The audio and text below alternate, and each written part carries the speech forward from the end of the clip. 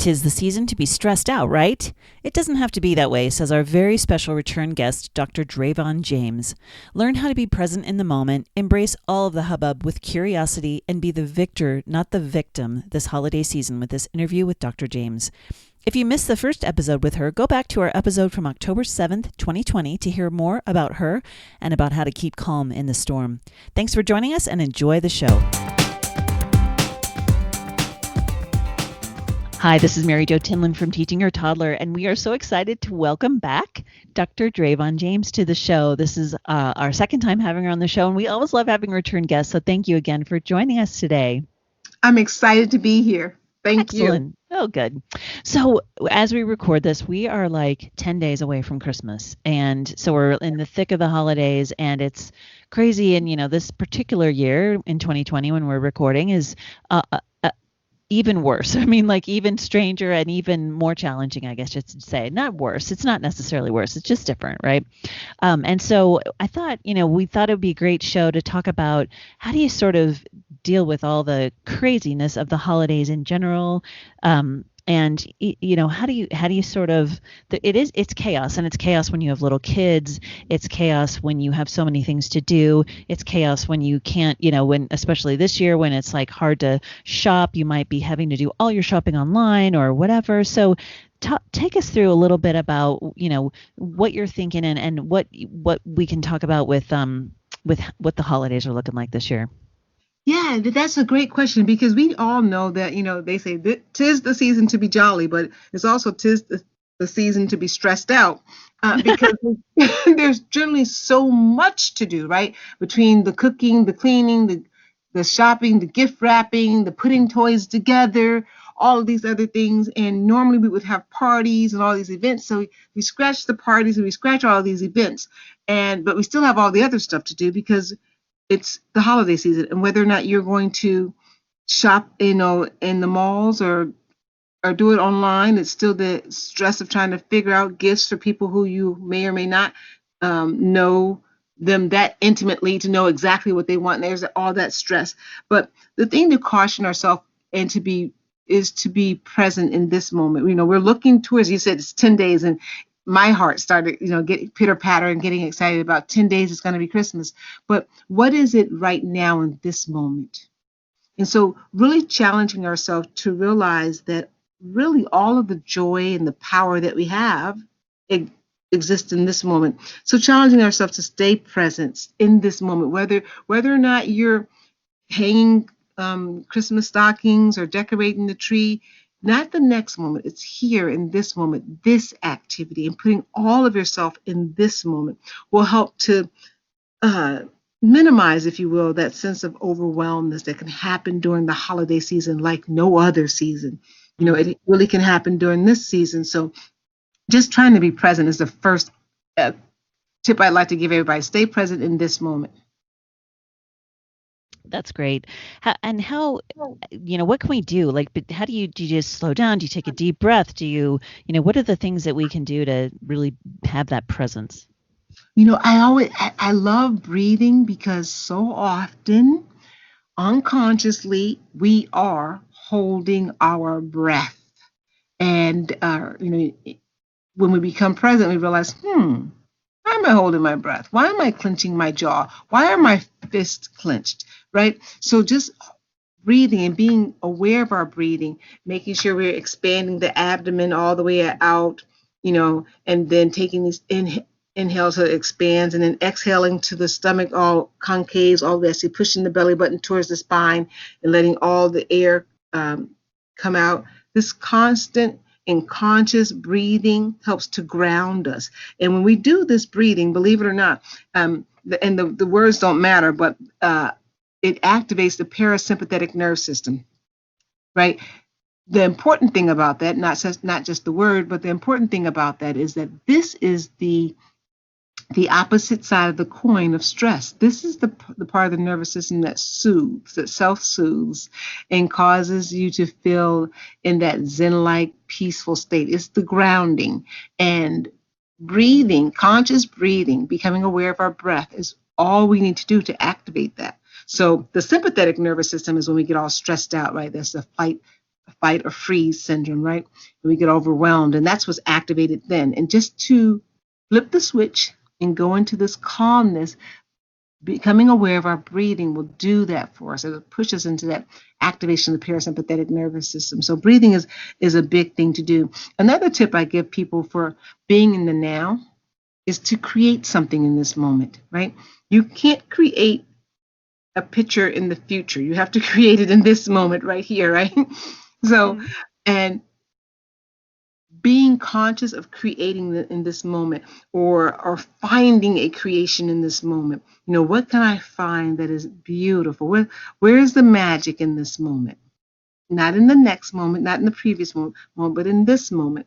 And just sending my mind on a wild goose chase to find the magic and the mystery in this moment.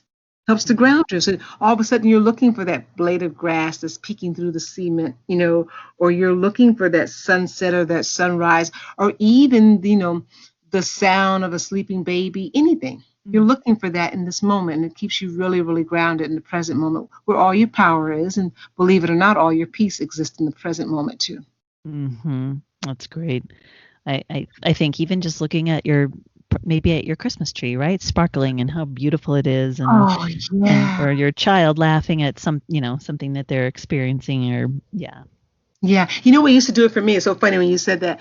I used to love to stand by the crib and watch my children sleep in, their bodies, and the rhythmic motion of their chest going up and down, up and down. And it was just so soothing for me. And it would captivate me in this present moment. Because they sleep so soundly and deeply and beautifully and peacefully, and you think, I just want that in my life too, right? Like, right. And you realize really in that moment you have exactly what they have. You're present. Exactly. And that's beautiful. I like that. So staying present is a great way to sort of stave off the holiday jitters or blues and the stress of the holiday, is to remember that there is some magic in this moment, and decide to either create it or find it. I was going to ask you actually, because, for some people, the holidays aren't as happy as for some people. It's stressful because of spending the money, or maybe they have a bad memory or something like that. And so, like you were saying, create that magic in the moment. Are there other ways that you can help let go of that sort of bitterness, or maybe any kind of emotional baggage that you might have associated with this time of the year? That is such a wonderful question, because you're right. Many of us have memories that are very strong during this holiday season that can cause us to feel a bit sad. And one thing I would want to say is that to honor those memories, to really self-soothe during that time period, means that we won't try to artificially push those memories aside, because that will only make us feel worse, because now we're associating the memory with shame. But to go ahead and acknowledge that I am aware that I am a bit sad because of the memory of. I'm a bit sad because of the memory of. And I love saying it that way, because if we are in the position to remember something, it means that no matter how painful that thing was that happened, we stand here as the victor. We're in a position of telling the story about the past, right? And so the victim can't do that. To be able to tell the story means that I have survived it. Now I can make the decision. The survival is already there by the sheer fact that I'm here. So those Christmas gone by, or those memories gone by, did not destroy me. I'm still present. So now I will honor the fact that I have this memory. I'll honor that. And then I'll go so far as to say, now, what will I make it mean to me? Because the truth is, it only has the meaning that I give it, right? Even the most dreadful things that happen, many of us have these memories of like, oh, this was horrible. Okay, that act was horrible. Absolutely, no one can dispute that. But what will it mean to me today? Kind of reprogramming yourself, right? Reassociating things. Right. So you're retraining the thought, right? You're Mm-hmm. retraining the memory. So now when the memory comes, you don't have to feel ashamed that here you are remembering this. You can say, oh, yes, I retrained myself around that. And still doesn't mean that it wasn't a very bitter pill to have to swallow at that point in your life. But we've reframed that memory because I've survived it. I'm the victim of it. And now maybe I will decide to thrive. Mm-hmm. That's Right. great. And so that's way. And then there's still, you kind of touched on it with your question. There's still those people who are living in this moment right now, and the holiday is not that joyous because of the things that have happened in relation to COVID, and there's some real pain there too. And what I would say with that is to accept and acknowledge that you are here. Mm-hmm. And that sometimes can be one of the most painful things to do when you're in the midst of something that it really, really hurts. And then to honor yourself and give yourself permission to be sad, to be angry, right? And even, I was talking to someone who said to me that they find it an honor to be lonely. Hmm. And I thought, wow, I never thought of being lonely. I've had a lot of loneliness in my life. I never thought of it as being honored. But she said to honor the time that you get to spend with the most precious person on earth that you know. It's you. Mm-hmm. Isn't that amazing? That I is a thought, really, wow. yeah, really good way to look at it. Yeah. So it's all about perspective. It's all about perspective. And it does take practice. But some of these conditions we can't change right away. So we might as well spend our time practicing Mm-hmm. to change our perspective. Right. That makes total sense. Are there ways for people, if they are struggling or if they are just overwhelmed, how do you ask for support? Who do you ask for support, and where, what can you do to kind of get some help with all of this overwhelm? Yeah. Well, I applaud people who have enough self-love to even entertain the idea of asking for support, because that is honoring, that self-honors, you honoring yourself. And it also is giving others the opportunity to serve, right? Because in that act of serving you, they also get fed and they serve themselves. So that's wonderful. It's a win-win when you ask for help. First of all, realize that it's a win-win when you have the ability to ask for help. Who to ask for help? There's so many places to go for help. Of course, we think of the obvious places, our family and friends, but then there's also clergy. There's also people who are trained therapists to ask. There's even, now that we're, so social distance, there's so many different organizations online. If you were just to Google whatever it is, that you're experiencing, we're talking about loneliness, if you were to Google loneliness in your area, you'd probably get, I don't know, 5 or 10 organizations that meet online to discuss that. So be willing to do things differently to support yourself. Work within the environment that we have, what's going on right now. What we have right now is a beautiful opportunity to connect remotely, which gives you wide reach. You could communicate with people all over the world on whatever is in your heart right now. That's great. I love what you said about giving others the opportunity to serve, because a lot of us, we don't think outside of us, like outside of ourselves like that. We think, oh, we don't want to bother anybody or whatever. We don't want to worry anyone or trouble them. But you're right. That does give our family, friends, and then those who are professionals the opportunity to serve. Yes, and guess what? Think about how we feel when we are distracted by helping someone else solve something in their life, right? And then you're like, oh my gosh, I was so involved in helping them. I didn't realize that I hadn't thought about my own situation for over 6 or 8 hours. And Mm-hmm. that's what that does. When we get involved in service, it gives us a little break from whatever's going on in our life. We get to True. spend some positive energy. And sometimes we come back to our own situation with a fresh set of eyes and more creativity. Mm-hmm. That's really interesting. I just during this lockdown, I have a friend who's not comfortable meeting in person, and so we actually have a weekly call every Tuesday or whatever, and it's just about 30 minutes. We just catch up, and it's been so amazing. And we weren't like that close of friends until this whole thing happened, but that's one of those like little blessings that even though during this time that's such kind of a to me it's a pain. it's been so wonderful and such a blessing to have her, to be able to talk to her about all these, just different stuff, anything like business and personal and whatever, just having that opportunity to sort of serve each other. And I think we both have just really benefited from it. And I'm sad that I never thought of doing that before with, my sister or whatever, other people. Yes, and that is one of the things that of using the situation, the unwanted situation, to find these precious moments of sparks of magic, if you will. It's created an environment where we are becoming a bit more creative, and we're discovering these jewels that are right in our own backyard, in our computers, and these ways, different ways to stay in touch, and even to meet new people, Mm-hmm. right?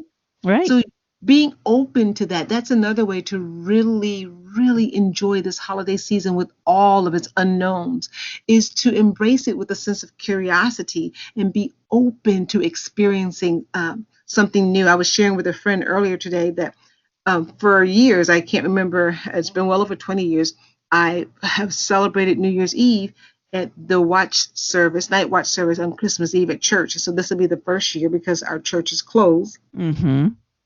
And at first, I found myself just thinking, wow, you know, couldn't have this one thing, and then I just got myself together and I thought to myself, it's a new year. What Mm-hmm. better time than to try something new? Right. Be open to something new, because I'm not the only person who will be having to do something new on New Mm-hmm. Year's Eve this year. And, I decided to embrace it and say, yes, I'm excited for what I'll do that's new. Mm-hmm. That's a really cool attitude. That's awesome. Yeah.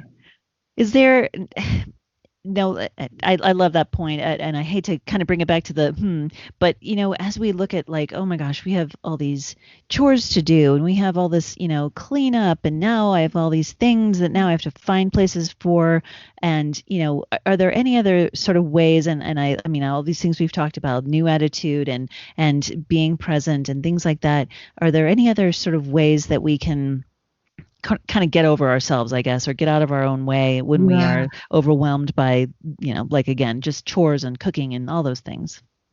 I think going back to this fundamental question is, what is it that I want to create in this moment?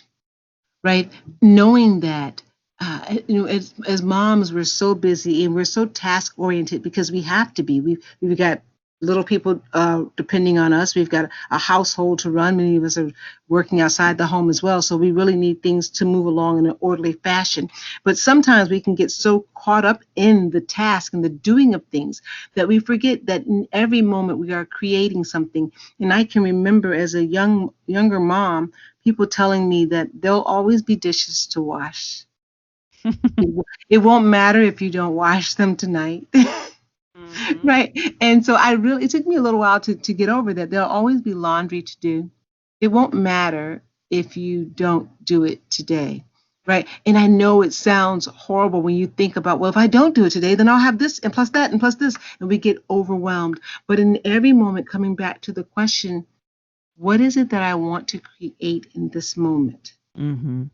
What is it that I want to create? And then if you do decide that you're going to do the dishes or the laundry or whatever, you can do it with that energy, Mm-hmm. knowing that every task, every to-do thing on your list will not be accomplished at the end of the day. And that's okay, because those things are repetitive. You'll do them again and again and again. But whatever magic you decide to create in this moment, if it's 2 minutes on the floor with your toddler or 10 minutes in the tub to rejuvenate yourself, that you create right there, that self-love, that giving, that service is what lays the foundation for everything else. It's the most important thing that you can do. Mm. Thank you. That's amazing. So as a mom and looking back, and my kids are getting older now too. My youngest is in 7th grade. What would you tell a young mom looking at her children at Christmas time, and just what words of encouragement would you give to a young mom going through this holiday season with her children? Yes, what I will tell you is this: as a mom of a 20-year-old, and my son turns 18 on the 22nd of this month, one of the most important things to know about the younger years is that kids rarely remember what you bought or how clean the house was. What they always remember is the smiles. And my son talks about it now. He goes, Mom, I remember, you coming in our room and telling us the Christmas story and making up stuff. Those moments matter. They matter more than anything. So this has been a challenging year. And for a lot of people, there's not a lot of money for gift giving. Don't worry. When your kids turn 18 and 20, they will not remember that they didn't get the latest. They won't remember that. They'll remember that you were there, Mm-hmm. that you were there and that you smiled at them. And that you took the moment to share the warmth from your body, the hugs and the kisses. They'll remember those. Mm-hmm. Those are free. So you got a gift. You got an early Christmas present 18 years ago, didn't you? Yes. Oh my gosh. And it's so hard to believe. He just was rattling off his college acceptance stuff to me. And I just looked at him and said, I can't believe that 18 years ago, I was on this day wondering, is this baby going to come before Christmas? Oh my gosh. Oh, that's so sweet. So, well, gosh, thank you so much for all of these wonderful ideas and all these tips and thoughts. Before I let you go, tell me anything else that you've got going on or anything else that you would like people to know about you that I can include. Yeah, well, if I may, I would like to offer something free to your listeners, especially during the holiday seasons, is discovering your passion. As a mom, a lot of times our passion is our family, and that's wonderful. But we also have to remember to feed our souls and discover ourselves in here, because as we blossom, so do our children and our families. So I have a free course on discovering your passions. And you can get that course by emailing dravonjames@gmail.com and putting free in the subject line. And I'd be happy. It'd be my honor to send you that. It's an online free 7-day course, fun and interactive and very user-friendly. So it's a lot of fun. But if you're interested in learning about how to discover your passions and living your passions, it's dravonjames@gmail.com. Oh, perfect. Well, I will definitely include that in the show notes for people so that they will be able to find that. That's an amazing benefit for them. Thank you so much for offering that. And I'm sure that will be an amazing thing for moms, because like you said, sometimes we lose ourselves with our kids, or our spouse or whatever, and it's just so overwhelming, and we do everything for everybody else and forget to do what we need to do for ourselves. So it sounds like that course could be very helpful. Oh, yeah, thank you. It is so true. Even though I thought I was staying in touch with myself, I look back and say, oh my gosh, what am I going to do when this child leaves? I'll have so much free time that I don't know what to do with. So learning to live in your passions will help with that. Excellent. Very good. Well, how can we find you for more information? You can find me at www.drdravon, D-R-A-V as in victory, O-N, James.com. And I'm on the radio every Monday on unityonlineradio.org.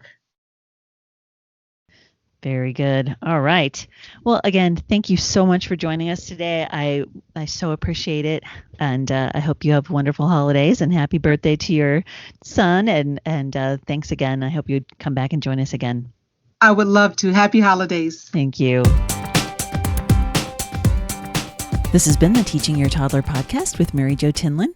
Thank you so much for joining us today. I hope you'll find us on our website at www.teachingyourtoddler.com, as well as on Facebook at Teaching Your Toddler, on Instagram, and on Twitter at Teaching Toddler. So join us again, and I hope you have a wonderful week. Thank you so much.